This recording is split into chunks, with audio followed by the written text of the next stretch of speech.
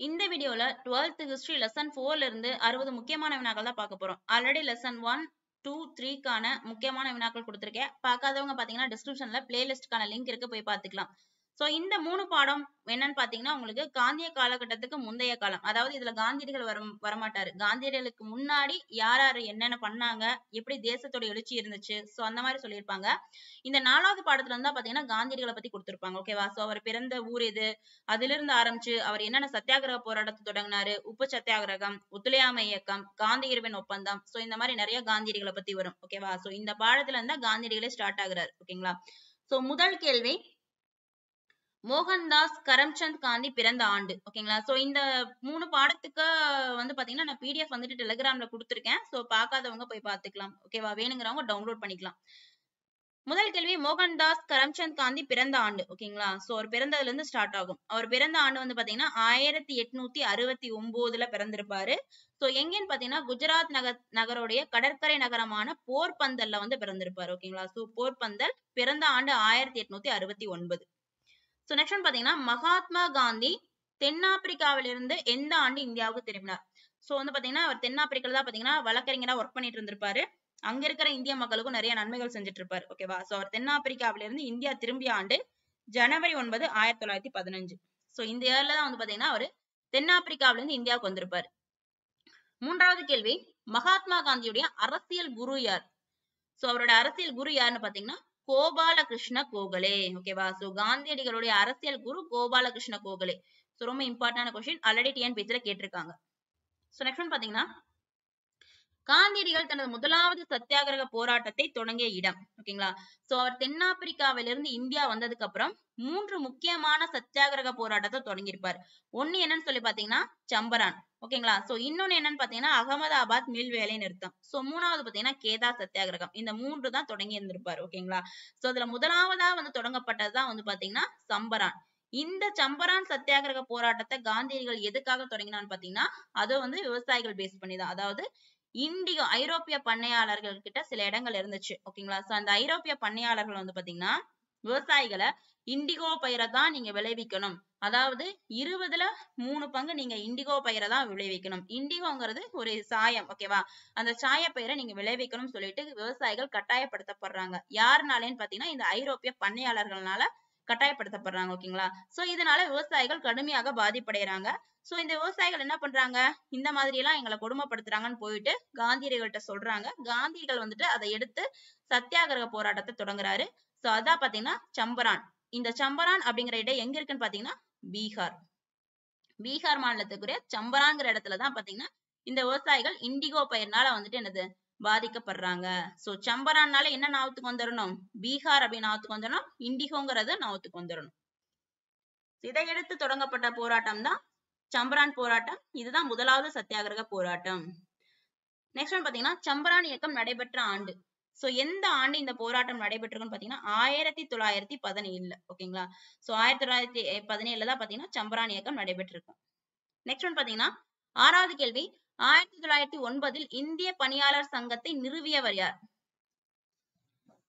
இந்திய பணியாளர் சங்கத்தை நிறுவியவர் பாத்தீங்கன்னா காந்தியடிகளுடைய அரசியல் குருவான கோபாலகிருஷ்ண கோகலே. காந்தியடிகளின் அரசியல் குரு யாரு? கோபாலகிருஷ்ண கோகலே.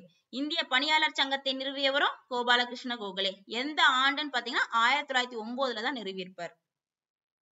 நெக்ஸ்ட் ஒன் பாத்தீங்கன்னா 7வது கேள்வி, கோபாலகிருஷ்ண கோகலே உருவாக்கிய இந்திய பணியாளர் சங்கத்தின் தலைமையகம், அதாவது ஹெட் குவார்டர்ஸ் எங்க இருக்குன்னு கேட்டிருக்காங்க. சோ எங்கன்னு பாத்தீங்கன்னா மகாராஷ்டிராவில் இருக்கக்கூடிய பூனேல தான் பாத்தீங்கன்னா இந்த இந்திய பணியாளர் சங்கத்திற்கான தலைமையகம் இருக்கு. இதோட கிளைகள் வந்து பாத்தீங்கன்னா சென்னை, மும்பை, நாக்பூர், அலகாபாத், இந்த இடங்கள்லாம் இதோட கிளைகள் இருக்கு. மெயினான தலைமையகம் வந்து பாத்தீங்கன்னா பூனால இருக்கு.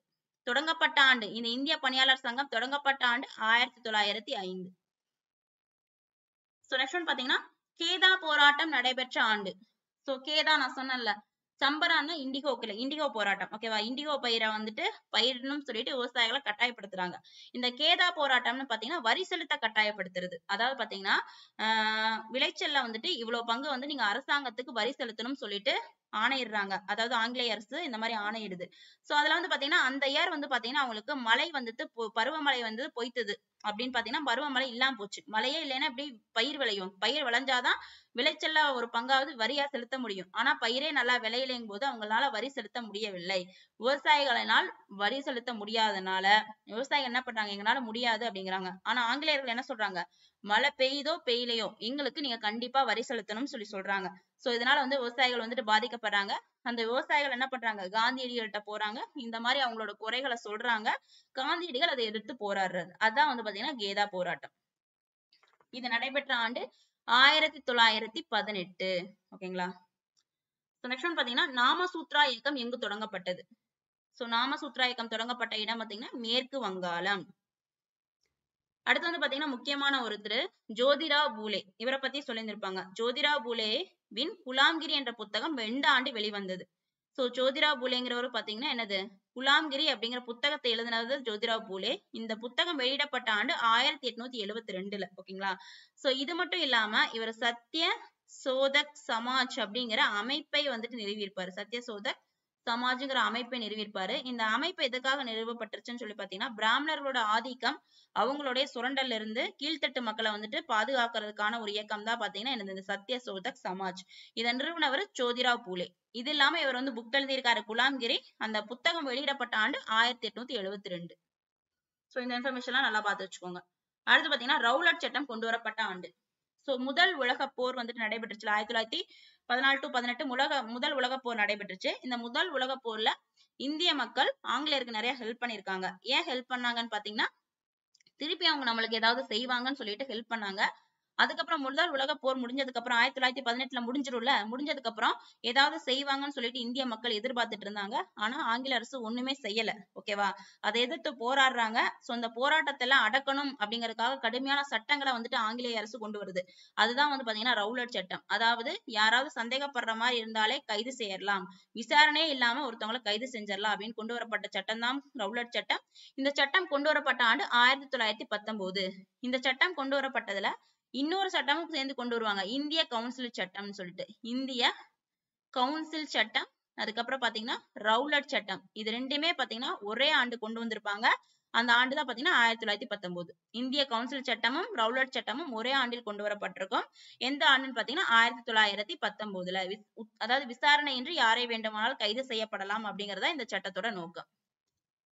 இந்த சட்டம் கொண்டு வரப்பட்டதுக்கு அப்புறம் பாத்தீங்கன்னா காந்தியடிகள் பாத்தீங்கன்னா என்னது, ஒத்துழையாமை இயக்கத்தை தொடங்குறாரு. அந்த ஒத்துழையாமை இயக்கம் தொடங்கப்பட்ட ஆண்டுதான் பாத்தீங்கன்னா 1920. ஓகேங்களா.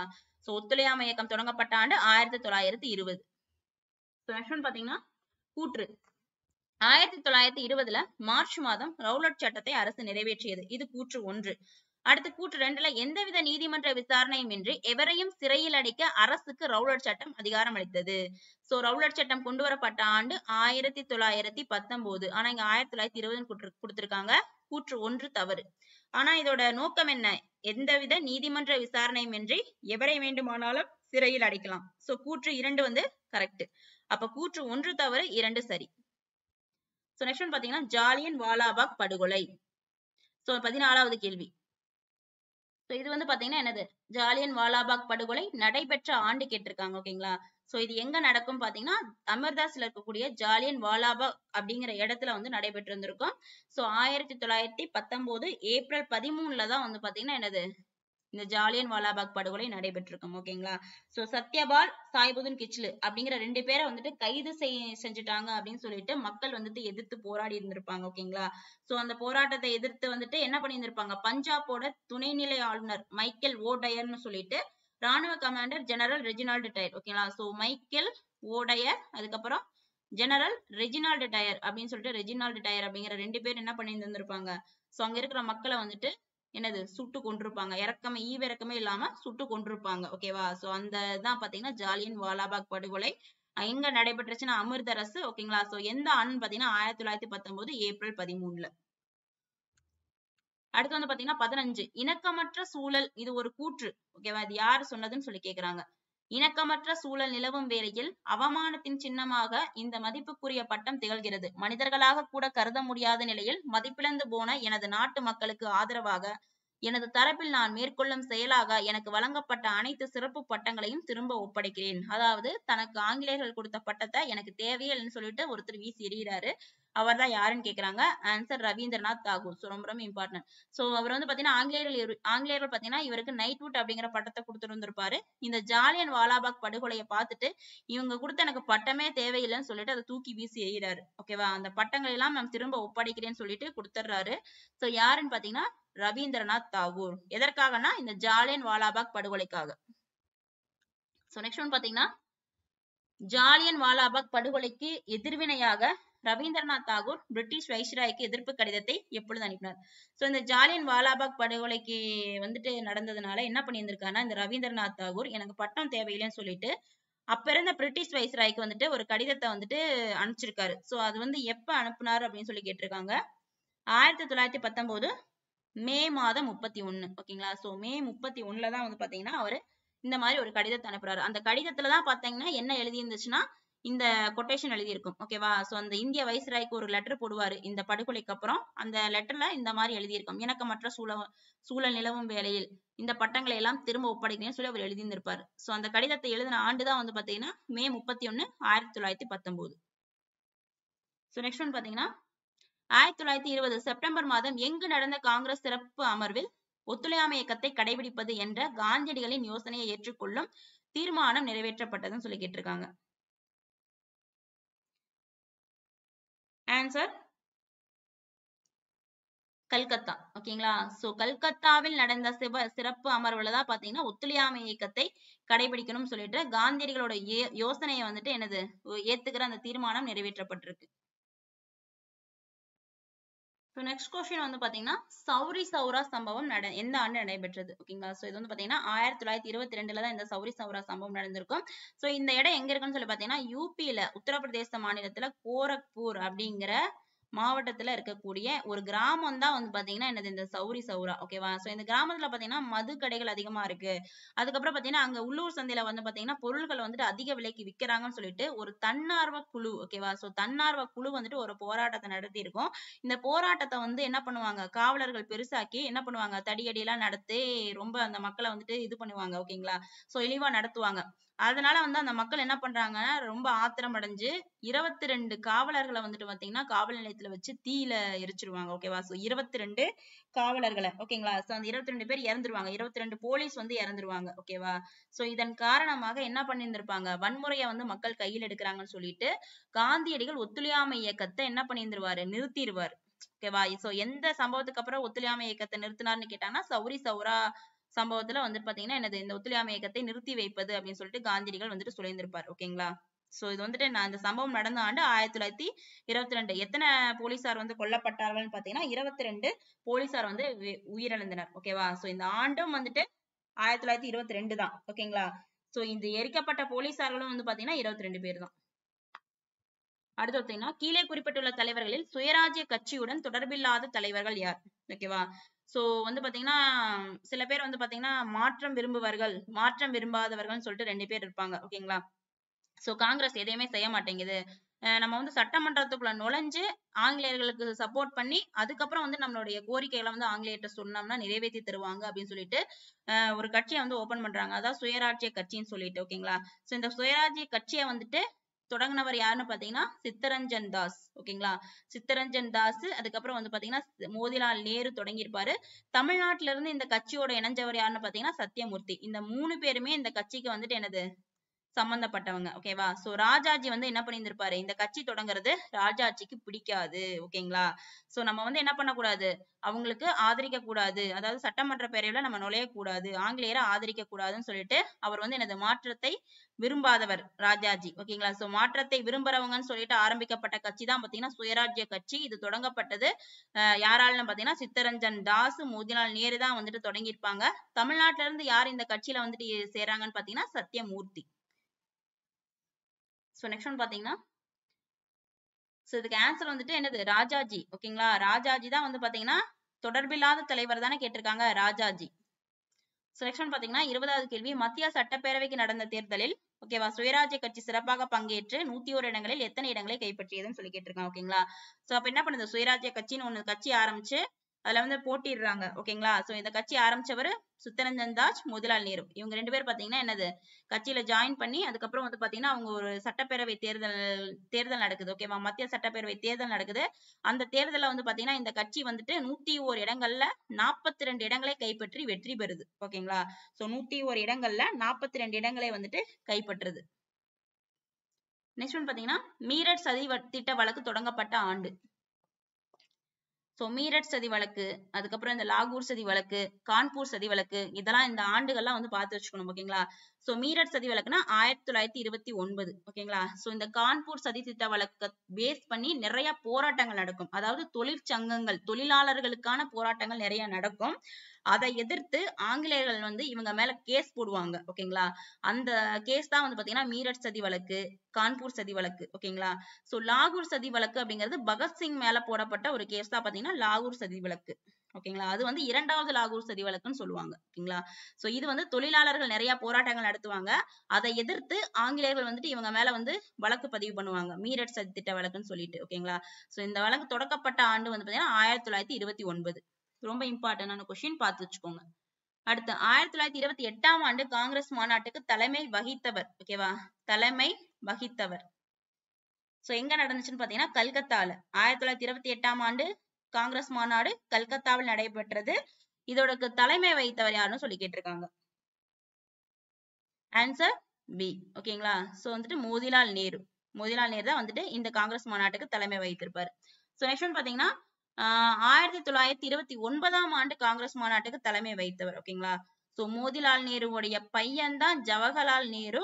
ஓகேங்களா? அவர் தான் பாத்தீங்கன்னா 1929ஆம் ஆண்டு லாகூரில் நடந்த காங்கிரஸ் மாநாட்டுக்கு தலைமை வகித்திருப்பார். யாருன்னா ஜவஹர்லால் நேரு. 1928னா மோதிலால் நேரு, 1929னா ஜவஹர்லால் நேரு. ஓகேவா? சோ பார்த்து வச்சுக்கோங்க. வருஷம் காங்கிரஸ் மாநாடு நடைபெறும். அந்த மாநாட்டுக்கு ஒவ்வொரு தலைவர் இருப்பாரு. ஓகேவா? சோ இந்த வருஷம் மாநாட்டுக்கு 1929 லாகூர் மாநாட்டுக்கு ஜவஹர்லால் நேரு. இந்த லாகூர் மாநாடு அப்படிங்கிறது ஒரு சிறப்பு வாய்ந்த ஒன்று. ஏன்னா பூரண சுயராஜ்யம் அப்படிங்கிறது வந்து பாத்தீங்கன்னா என்னது இந்த மாநாட்டுல தான் சொல்லி இருந்திருப்பாங்க. லாகூர் மாநாடு.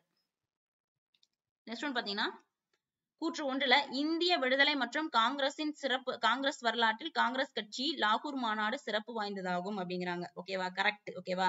சோ இந்த லாகூர் மாநாடு அப்படிங்கிறது சிறப்பு வாய்ந்தது. ஏன்னா பாத்தீங்கன்னா முழுமையான சுதந்திரம் அடைவது என்பதை குறிக்கோளாக காங்கிரஸ் கட்சி இந்த மாநாட்டில் அறிவித்தது. அதாவது முழுமையான சுதந்திரம் வேணும், பிரிட்டிஷே இல்லாத ஒரு முழுமையான சுதந்திரம் வேணும் அப்படிங்கறத குறிக்கோளாக கொண்ட இந்த காங்கிரஸ் கட்சி இந்த மாநாட்டில் அறிவித்ததுன்னு சொல்றாங்க. ஓகேங்களா? சோ இதுவும் கரெக்டான ஒன்று. அதனாலதான் பாத்தீங்கன்னா இந்த லாகூர் மாநாடு அப்படிங்கிறது சிறப்பு வாய்ந்ததாகும் அப்படிங்கிறாங்க. ஓகேங்களா? சோ ஆன்சர் கூற்று 2மே சரியான ஒன்று.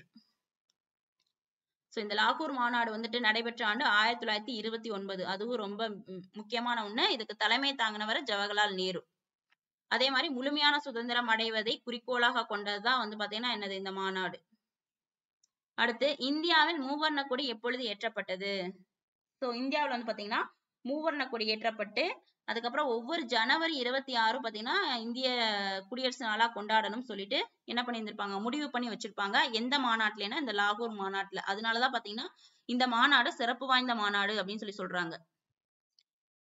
சோ இதனாலதான் பாத்தீங்கன்னா இந்த மாநாடு சிறப்பு வாய்ந்த மாநாடு. இந்த மூவர்ண கொடி எப்பொழுது ஏற்றப்பட்டதுன்னு பாத்தீங்கன்னா 1929 டிசம்பர் 31. சோ இந்த மாதிரி மூவர்ண கொடி ஏற்றப்பட்டு ஜனவரி 26 ஒவ்வொரு ஜனவரி 26ம் விடுதலை நாளாக கொண்டாடப்படணும்னு சொல்லிட்டு முடிவு செய்யப்பட்டது. அதனாலதான் பாத்தீங்கன்னா நம்ம ஜனவரி 26ஆம் தேதி குடியரசு தினமா கொண்டாடிட்டு இருக்கோம். ஓகேங்களா? சோ அதனாலதான் இந்த லாகூர் மாநாடு நடைபெற்ற ஆண்டு 1929. ஓகேங்களா? சோ அதனால பார்த்து வச்சுக்கோங்க. இந்தியாவுல வந்து மூவர்ண கொடி எப்பொழுது ஏற்றப்பட்டதுன்னா இந்த லாகூர் மாநாட்டுல தான். ஓகேங்களா? 1929 டிசம்பர் 31. நெக்ஸ்ட் ஒன் பாத்தீங்கன்னா தமிழ்நாட்டில் யாருடைய தலைமையில் உப்பு சத்தியாகிரகம் நடைபெற்றது? ஓகேங்களா? சோ இந்தியா அளவுல வந்து பாத்தீங்கன்னா காந்தியடிகள் தலைமையில உப்பு சத்தியாகிரகம் நடைபெற்றிருக்கும். சோ அவர் தண்டியை நோக்கி பயணம் செய்து உப்பு எடுத்து வந்திருப்பாரு. ஓகேங்களா? சோ அதே இதுல வந்து பாத்தீங்கன்னா அதே ஆண்டுல தமிழ்நாட்டுல யாருடைய தலைமையில நடைபெற்றிருக்குன்னு பாத்தீங்கன்னா ராஜாஜி தலைமையில நடைபெற்றிருக்கும். இவர் வந்து பாத்தீங்கன்னா என்னது திருச்சிராப்பள்ளி, வேதாரண்யம், தஞ்சாவூர்ல இருக்கக்கூடிய அந்த வேதாரண்யம் நோக்கி பயணம் செய்து அங்க வந்து அவர் உப்பு எடுத்து வந்திருப்பாரு. ஓகேங்களா? ராஜாஜி. தமிழ்நாட்டில்னா ராஜாஜி. நெக்ஸ்ட் பாத்தீங்கன்னா தண்டி யாத்திரையில் எத்தனை தொண்டர்களுடன் காந்தியடிகள் நடைபயணம் மேற்கொண்டார்? ஓகேங்களா? சோ 1930 வந்து பாத்தீங்கன்னா தண்டி யாத்திரை நடைபெறும். ஓகேங்களா. சோ அது வந்து பாத்தீங்கன்னா அந்த உப்பு மீது செலுத்தப்பட்ட அந்த வரியை ரத்து செய்யணும்னு சொல்லிட்டு காந்தியடிகள் வந்து உப்பு சத்தியாகிரக பயணம் உப்பு சத்தியாகிரக இயக்கம் வந்துட்டு நடத்தி இருந்திருப்பாரு. ஓகேங்களா. சோ அதுல எத்தனை தொண்டர்களுடன் நடைபயணம் மேற்கொண்டார்? அதாவது என்னது, தண்டிக்கு வந்து நடந்தே போயிருந்திருப்பாரு. ஓகேங்களா. சோ எத்தனை தொண்டர்களுடன்னா 78 தொண்டர்களுடன். ஓகேவா, அதெல்லாம் பார்த்து வச்சுக்கோங்க. கண்டிப்பா இந்த மாதிரி கொஸ்டின் எல்லாம் கேட்பாங்க. எத்தனை தொண்டர்களுடனா 78. 78 தொண்டர்களுடன் இவர் நடைபயணம் சென்று தண்டியை அடைந்திருக்கிறார். சோ நெக்ஸ்ட் ஒன் பாத்தீங்கன்னா 30வது கேள்வி. மகாத்மா காந்தி மற்றும் அம்பேத்கர் இடையான பூனா ஒப்பந்தம் எந்த ஆண்டு கையெழுத்தானது? சோ வந்து பாத்தீங்கன்னா உங்களுக்கு அம்பேத்கர் வந்து பாத்தீங்கன்னா எங்களுக்கு தனித்தொகுதி வேணும்னு சொல்லி கேட்டிருந்திருப்பாரு. சோ ஆங்கிலேயரும் அதுக்கு இசைவு கொடுத்து நாங்க தர்றோம்னு சொல்லியிருந்திருப்பாங்க. ஆனா மகாத்மா காந்தி தனித்தொகுதி வந்து பாத்தீங்கன்னா எனது இந்துக்களை வந்துட்டு கீழ்த்தட்டு மக்களிடமிருந்து பிரிக்கிற மாதிரி ஆயிரும். சோ அதை கொண்டு வரக்கூடாதுன்னு சொல்லியிருந்திருப்பாரு. ஓகேங்களா. சோ அதை பேஸ் பண்ணி இவங்க 2 பேத்துக்கு இடையில ஒரு ஒப்பந்தம் போடப்படும். ஓகேங்களா. அதுதான் பாத்தீங்கன்னா பூனா ஒப்பந்தம் சொல்லியிருந்திருப்பாங்க. சோ இந்த பூனா ஒப்பந்தம் எந்த ஆண்டு கையெழுத்தானதுன்னு பாத்தீங்கன்னா 1932. ரொம்ப ரொம்ப இம்பார்ட்டன்டான கொஸ்டின். பூனா ஒப்பந்தம் கையெழுத்தான ஆண்டு 1932. அடுத்து வந்து பாத்தீங்கன்னா 2வது வட்டமேஜை மாநாட்டில் காங்கிரசின் பிரதிநிதியாக கலந்து கொண்டவர் யார்? சோ 2வது வட்டமேஜை மாநாடு, அதாவது காந்தியடிகள் கைது செய்யப்பட்டிருப்பார். அதுக்கப்புறம் ரிலீஸ் பண்ணியிருந்திருப்பாங்க. அதுக்கப்புறம் வந்துட்டு பாத்தீங்கன்னா எனது 2வது வட்டமேஜை மாநாட்டுல அவர் கலந்துட்டு இருந்திருப்பாரு. ஓகேங்களா. யாருன்னு பாத்தீங்கன்னா காந்தியடிகள். காங்கிரஸோட பிரதிநிதியாக கலந்துகிட்டவர் யாருன்னு பாத்தீங்கன்னா மகாத்மா காந்தி, காந்தியடிகள் 2வது வட்டமேசை மாநாட்டுல. சோ நெக்ஸ்ட் ஒன் பாத்தீங்கன்னா சட்ட மறுப்பு இயக்கம் அதிகாரப்பூர்வமாக எந்த ஆண்டு முற்றிலும் முடிவுக்கு வந்தது? சோ 1931 வந்து பாத்தீங்கன்னா காந்தியடிகளுக்கும் இர்வின் பிரபுக்கு இடையில வந்து ஒப்பந்தம் நடைபெற்றிருக்கும். சோ அதனால எந்த பலனும் இல்லைன்னு சொல்லிட்டு காந்தியடிகள் மீண்டும் நான் சத்தியாகிரகத்தை சட்ட மறுப்பு இயக்கத்தை கையில் எடுக்க போறேன் அப்படின்னு சொல்லியிருந்திருப்பாரு. சோ அதை பேஸ் பண்ணி வந்து பாத்தீங்கன்னா நிறைய வந்துட்டு மக்கள் தீவிர போக்க வந்து கையெடுப்பாங்க, வன்முறையில ஈடுபடுவாங்க. ஓகேங்களா. சோ அதனால வந்து பாத்தீங்கன்னா 1934 வந்து பாத்தீங்கன்னா என்னது இது வந்து முடிவுக்கு வரும். இந்த சட்ட மறுப்பு இயக்கம் வந்துட்டு முடிவுக்கு வரும். முடிவுக்கு வரப்பட்ட ஆண்டு 1934. சோ இந்த காலகட்டத்துல அந்த வன்முறையை கையில் எடுப்பாங்க. சோ அதனால பாத்தீங்கன்னா இந்த சட்டமறுப்பு இயக்கம் மந்த நிலையை பெறும். ஓகேவா. சோ அதை பேஸ் பண்ணி இந்த இயக்கம் வந்துட்டு பாத்தீங்கன்னா 1934 முடிவுக்கு வரும். சோ நெக்ஸ்ட் ஒன் பாத்தீங்கன்னா 1927 ஆண்டு காங்கிரஸோட வருடாந்திர மாநாடு எந்த இடத்தில் நடைபெற்றது? சோ எங்க நடைபெற்றிருக்குன்னு பாத்தீங்கன்னா மதராஸ், அதாவது சென்னையில நடைபெற்றிருக்கும். ஓகேவா. சென்னையில தான் வந்து பாத்தீங்கன்னா இந்த காங்கிரஸுடைய வருடாந்திர மாநாடு நடைபெற்றிருக்கும். சோ ஏன்னு சொல்லி பாத்தீங்கன்னா இந்த 1927 தான் வந்து பாத்தீங்கன்னா சைமன் குழுங்கிற ஒரு குழு அமைச்சு என்னது இந்தியாவுக்கான அரசியல் சாசனத்தை வந்துட்டு சீர்திருத்தம் மாதிரி சொல்லியிருந்திருப்பாங்க. அதை பேஸ் பண்ணி 1928 வந்து சைமன் வந்துட்டு இந்தியாவுக்கு வரும். ஓகேங்களா. இந்தியாவுக்கு வரும்பொழுது கோ பேக் சைமன் எல்லாம் சொல்லுவோம். ஓகேங்களா. சோ இந்த 27 நடந்த மாநாட்டுல சைமன் வந்தா அதை புறக்கணிக்கணும்னு சொல்லி இருந்திருப்பாங்க. ஓகேங்களா. சோ எந்த மாநாட்டுலன்னு பாத்தீங்கன்னா 1927. ஏன்னா அந்த குழுல 7 பேர் இடம் பெற்றிருப்பாங்க. அந்த 7 பேர்ல ஒருத்தர் கூட இந்தியர் கிடையாது. ஓகேங்களா. சோ இந்தியரா இருக்க மாட்டாங்க, எல்லாமே ஆங்கிலேயர்கள் தான். அதனால இந்த குழுவை நம்ம எதிர்க்கணும், இந்த குழுவை புறக்கணிக்கணும்னு சொல்லிட்டு அந்த முடிவு செய்யப்பட்ட மாநாடு தான் பாத்தீங்கன்னா என்னது 1927 சென்னையில் நடந்த காங்கிரஸ் மாநாடு. அப்ப 1927 எங்க நடந்திருக்கும்? சென்னையில. 1929 எங்க நடந்திருக்கும்? உங்களுக்கு லாகூர்ல. ஓகேங்களா. சோ லாகூர்ல நடைபெற்றிருக்கும். சோ இதெல்லாம் ரொம்ப முக்கியமானது, பார்த்து வச்சுக்கணும். சோ அங்கதான் எனது முழு சுதந்திரம் அடைவதை பத்தி பேசியிருந்திருப்பாங்க. 1927 நடைபெற்ற மாநாட்டுல சைமன் குழுவை புறக்கணிக்கணும் அப்படின்னு சொல்லி பேசியிருந்திருப்பாங்க. ஓகேங்களா. சோ எந்தெந்த மாநாட்டுல என்னென்ன பேசுனாங்கிறதெல்லாம் கேட்பாங்க, அதையும் பார்த்து வச்சுக்கணும். நெக்ஸ்ட் ஒன் பாத்தீங்கன்னா ஒத்துழையாமை இயக்கம் தொடங்க முடிவு செய்யப்பட்ட ஒத்துழையாமை இயக்கத்தை தொடங்குறதுக்காக முடிவு செய்யப்பட்ட நாள் 1920 ஆகஸ்ட் 31 தான் வந்து பாத்தீங்கன்னா எனது ஒத்துழையாமை இயக்கத்தை தொடங்கணும் அப்படின்னு சொல்லிட்டு முடிவு செய்யப்பட்ட நாள் வந்து பாத்தீங்கன்னா 1920 ஆகஸ்ட் 31. நெக்ஸ்ட் ஒன் பாத்தீங்கன்னா உப்பு சத்தியாகிரகத்தின் பொழுது காந்தியடிகள் தண்டியை சென்று அடைந்த நாள். ஓகேங்களா. சோ உப்பு சத்தியாகிரகத்தின் பொழுது காந்தியடிகள் பாத்தீங்கன்னா உங்களுக்கு என்னது தண்டியை சென்று அடைந்துருவார். அந்த அடைந்த நாளை கேக்குறாங்க. 1930 ஏப்ரல் 6ல போய் அங்க ரீச் ஆயிடுவாரு. ரீச் ஆயிட்டு கையில ஒரு பிடி உப்பு எடுத்து என்னது உப்பு சத்தியாகிரகத்தை, அது என்னது உப்பு வரியை வந்துட்டு தவிடு பொடி ஆக்கிடுவான்னு சொல்லுவாங்க. ஓகேங்களா. சோ அப்ப காந்தியடிகள் தண்டியை சென்று அடைந்த நாள் 1930 ஏப்ரல் 6. ஓகேங்களா. சோ மார்ச் 12 தான் வந்து பாத்தீங்கன்னா அவர் நடைபயணத்தை தொடங்கி இருந்திருப்பார். ஓகேங்களா.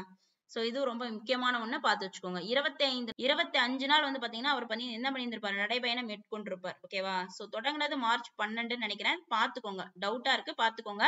அதை அடைந்த நாள் வந்து பாத்தீங்கன்னா 1930 ஏப்ரல் 6. உப்பு சத்தியாகிரகம் நடைபெற்ற ஆண்டு 1930.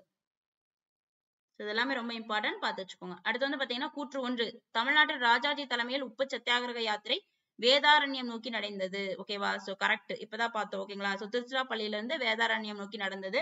1913 ஆரம்பித்த இந்த நடைபயணம் ஏப்ரல் 28 முடிவடைந்ததுங்கிறாங்க. ஓகேங்களா? சோ இது வந்து பாத்தீங்கன்னா உங்களுக்கு என்னது கரெக்டான ஒண்ணு. ஏப்ரல் 28 தான் பாத்தீங்கன்னா அந்த பயணம் வந்துட்டு முடிவடைந்திருக்கும். 1930 ஏப்ரல் 13 ஆரம்பித்த இந்த நடைபயணம் ஏப்ரல் 28 முடிவடைந்தது. ஓகேங்களா? கூற்று 2மே சரி.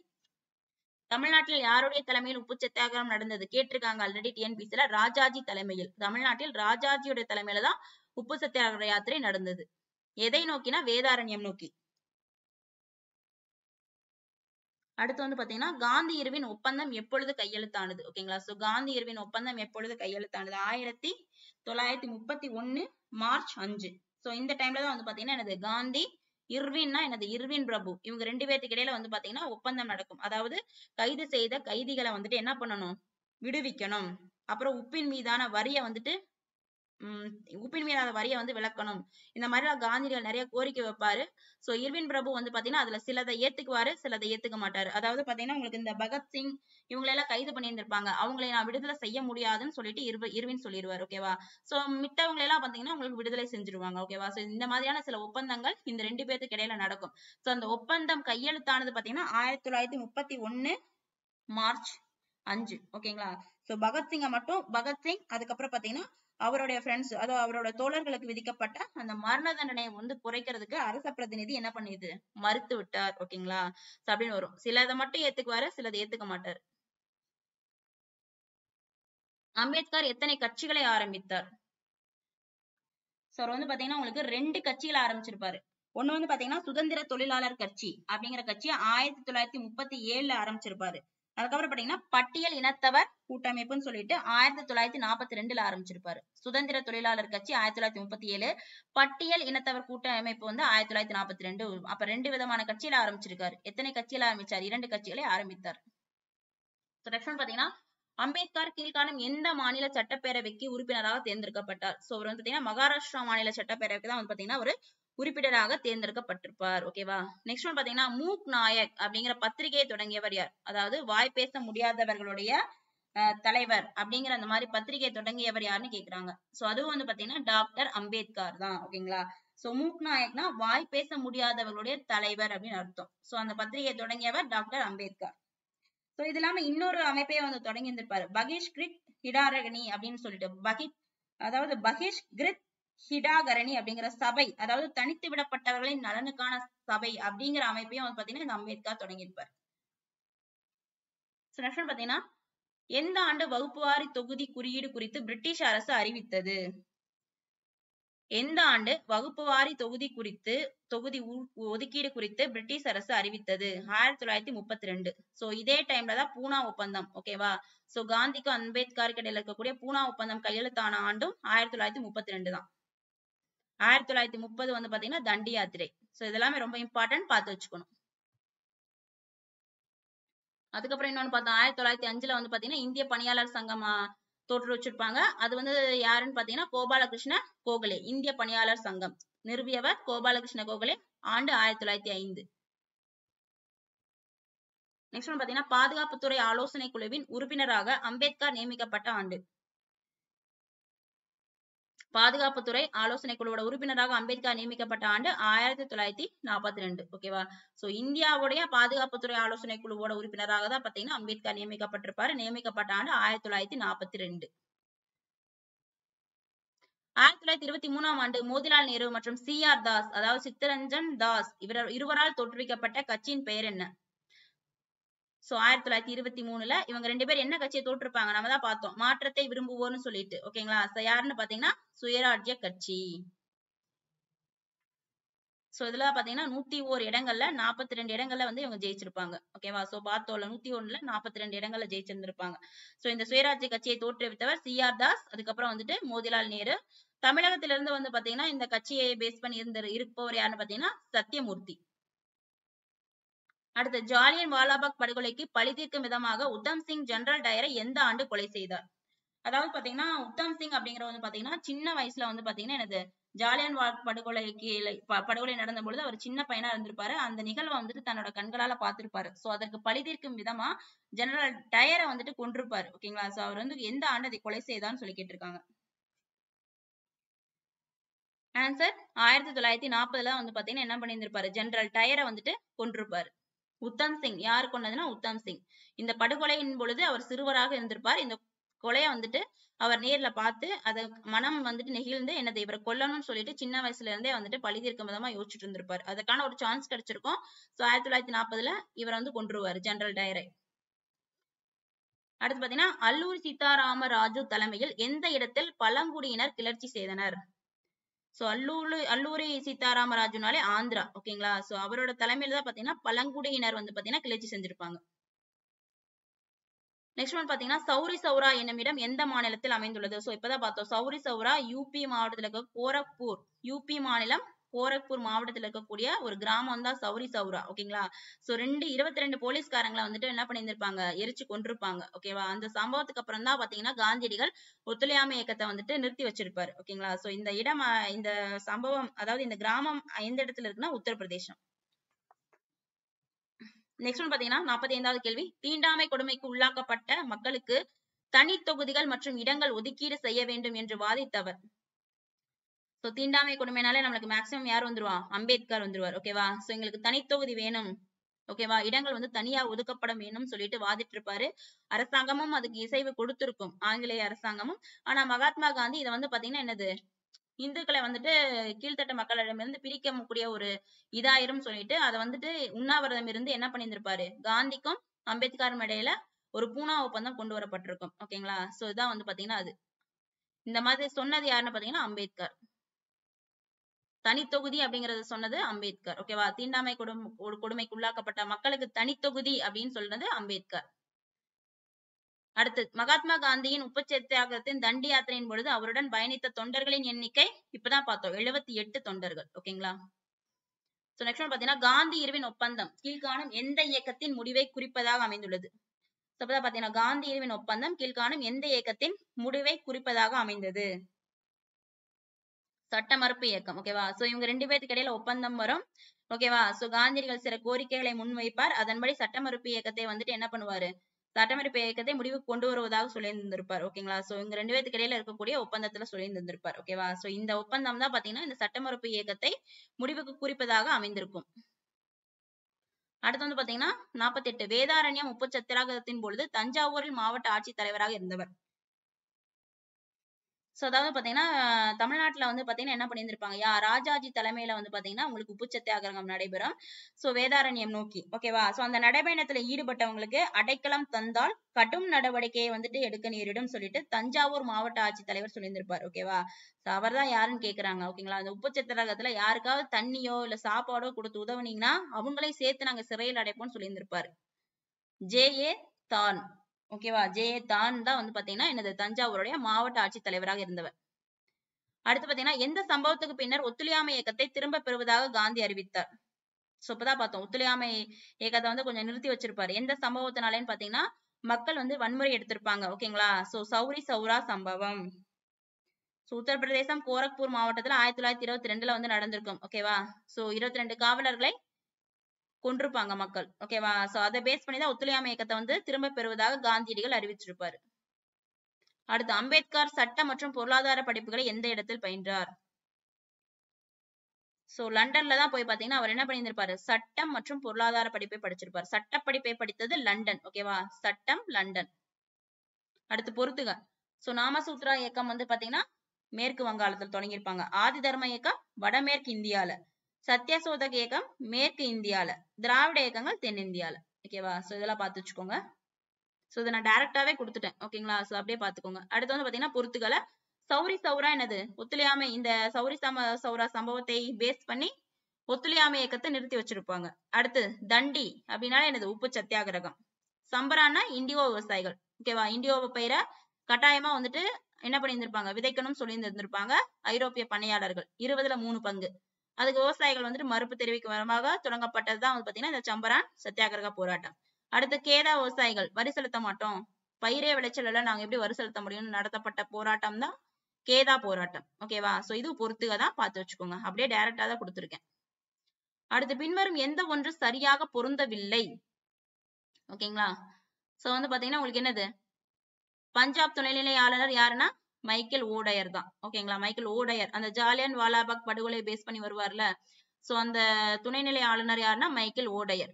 தலித் பகுஜன் இயக்கம் தவறு. யார் வருவா? தலித் பகுஜன் இயக்கம் பாத்தீங்கன்னா அம்பேத்கர். கிலாபத் இயக்கம் மௌலானா சௌகத் அலிங்கிற அலி சகோதரர்கள். சுயமரியாதை இயக்கம் பெரியார். ஓகேங்களா? அப்ப பின்வரும் ஒன்று எது சரியாக பொருந்தவில்லை? ஆப்ஷன் பி தான் சரியாக பொருந்தவில்லை. ஓகேவா? தலித் பகுஜன் இயக்கம்னா அம்பேத்கர். அந்த இயக்கத்தை தொடங்கினது அம்பேத்கர், காந்தியடிகள் கிடையாது. ஆப்ஷன் பி தான் கரெக்டான ஆன்சர். அடுத்து பின்வரும் நிகழ்வுகளை கால வரிசைப்படுத்துக. சோ இந்த மாதிரி கேட்பாங்க. சோ இதெல்லாம் ஆண்டு பார்த்து வச்சாதான் நம்மள கன்ஃபியூஸ் இல்லாம ஆன்சர் பண்ண முடியும். ஓகேங்களா? சம்பரான் இயக்கம் 1917, காந்தி இருவின் ஒப்பந்தம் 1931, கேதா சத்தியாகிரகம் 1918, வேதாரண்யம் உப்பு சத்தியாகிரகம் 1930. ஓகேங்களா? சோ இந்த இயர்ஸ்லாம் நல்லா தெரிஞ்சிச்சுன்னா தான் நம்ம என்ன பண்ண முடியும், கால வரிசை பண்ண முடியும். ஓகேங்களா? காந்தி இருவின் ஒப்பந்தம் 1931. ஓகேவா? ஃபர்ஸ்ட் என்ன வரும்? சம்பரான் இயக்கம் 3 தான் ஃபர்ஸ்ட் வரும். 3, அதுக்கப்புறம் 1918 1. ஓகேங்களா? அதுக்கப்புறம் வந்து பாத்தீங்கன்னா 1930 வேதாரண்யம் உப்பு சத்தியாகிரகம் 2, அதுக்கப்புறம் 4. ஆப்ஷன் ஏ தான் கரெக்ட். சோ ஒவ்வொன்றுக்கும் இயர் நல்லா பார்த்து வச்சீங்கன்னா தான் இந்த மாதிரி கால வரிசைப்படுத்துங்கன்னு சொல்லி கேட்கும்போது நம்ம ஆன்சர் பண்ண முடியும். அடுத்து மகத் சத்தியாகிரகம் எந்த அமைப்பை தொடங்கியவர்? மகத் சத்தியாகிரகம் அப்படிங்கிற அமைப்பை தொடங்கியவர் யாருன்னு பாத்தீங்கன்னா என்னது, அம்பேத்கர். மகத் சத்தியாகிரகம் அதாவது பாத்தீங்கன்னா கிணறு, ஊருணி கிணறுல எல்லாம் கீழ்த்தப்பட்ட கீழ் அதாவது ஒடுக்கப்பட்டவர்கள் வந்து பாத்தீங்கன்னா என்னது, தண்ணி எடுக்க கூடாது அப்படின்னு சொல்லி இருந்திருப்பாங்க அந்த காலங்கள்ல. சோ அதை எதிர்த்து தொடக்கப்பட்ட ஒரு சத்தியாகிரகம் தான் பாத்தீங்கன்னா மகத் சத்தியாகிரகம். ஓகேங்களா? அந்த அமைப்பை தொடங்கினவர் அம்பேத்கர். கிணத்துல ஏன் தண்ணி நாங்க எடுக்க கூடாதுன்னு சொல்லிட்டு சத்தியாகிரக போராட்டம் வந்துட்டு நடத்தியிருப்பாரு. மகத் சத்தியாகிரகம் அம்பேத்கர். நெக்ஸ்ட் ஒன் பாத்தீங்கன்னா 56 அம்பேத்கர் மற்றும் காந்தியடிகளுக்கு இடையே ஏற்பட்ட புதிய ஒப்பந்தம். சோ இப்பதான் பார்த்தோம் அம்பேத்கர் காந்தியடிகளுக்கு இடையே என்ன ஒப்பந்தம் ஏற்படுத்தப்பட்டிருக்கும்? பூனா ஒப்பந்தம். சோ 1932 ஏற்படுத்தப்பட்ட ஆண்டு 1932 பூனா ஒப்பந்தம். யாருக்கு? 2 பேத்துக்கு இடையில, அம்பேத்கர் காந்தியடிகளுக்கு இடையில. நெக்ஸ்ட் ஒன் பாத்தீங்கன்னா 57 கீழே குறிப்பிட்டுள்ள தலைவர்களில் சுயராஜ்ய கட்சியுடன் தொடர்பு இல்லாத தலைவர் யார்? சோ சுயராஜ்ய கட்சினால யாரா ஞாபகத்துக்கு வரணும்?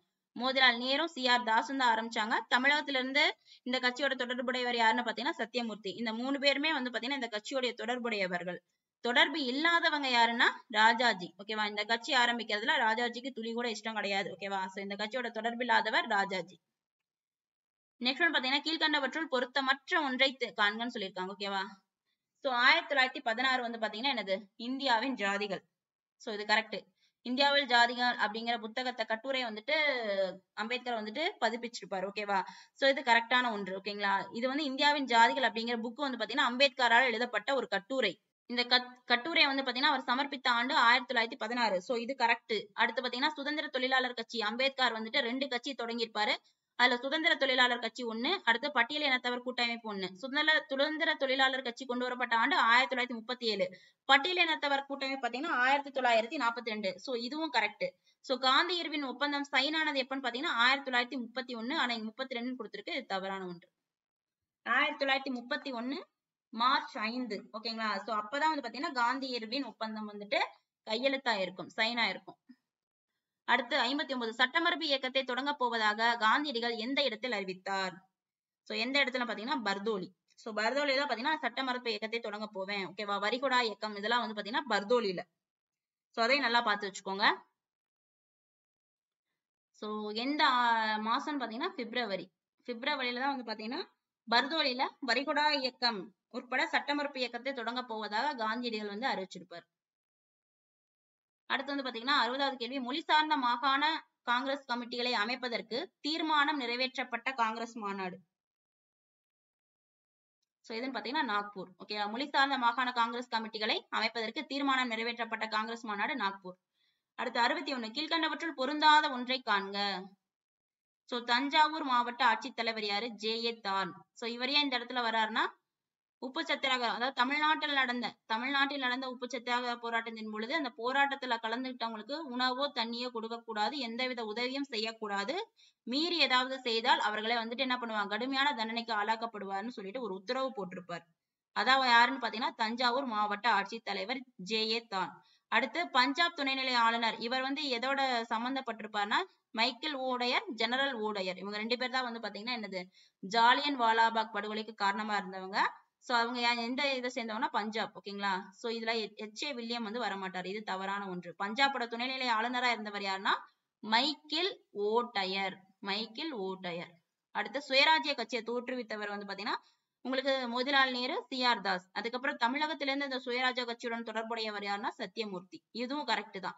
ககோரி சதித்திட்ட வழக்கு பாத்தீங்கன்னா என்னது ராம் பிரசாத் பிஸ்மில். இதுவும் கரெக்ட் தான். சோ அப்ப பஞ்சாபோட துணைநிலை ஆளுநர் யாரு உங்களுக்கு மைக்கேல் ஓடையர். ஆனா இங்க எச்.ஏ. வில்லியம் கொடுத்திருக்காங்க, இது தவறான ஒன்று. ஓகேங்களா. சோ பி வந்து தவறான ஒன்று. சோ பொருந்தாத ஒன்று என்னது, இந்த வில்லியம் தான் பொருந்தாத ஒன்று. இங்க மைக்கேல் ஓடையர் தான் வரணும். அடுத்து வந்து பாத்தீங்கன்னா கீழ்கண்டவற்றுள் பொருந்தாத ஒன்றை காண்க.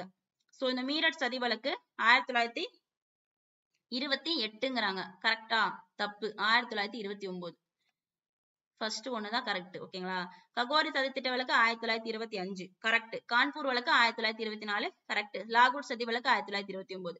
சோ தவறான ஒன்று என்னது, மீரட் சதித்திட்ட வழக்கு தான். 1929ல தான் மீரட் சதித்திட்ட வழக்கு வரும். 28ன்னு கொடுத்திருக்காங்க, இது தவறான ஒன்று. ஆப்ஷன் ஏ தான் கரெக்ட். ஓகேங்களா.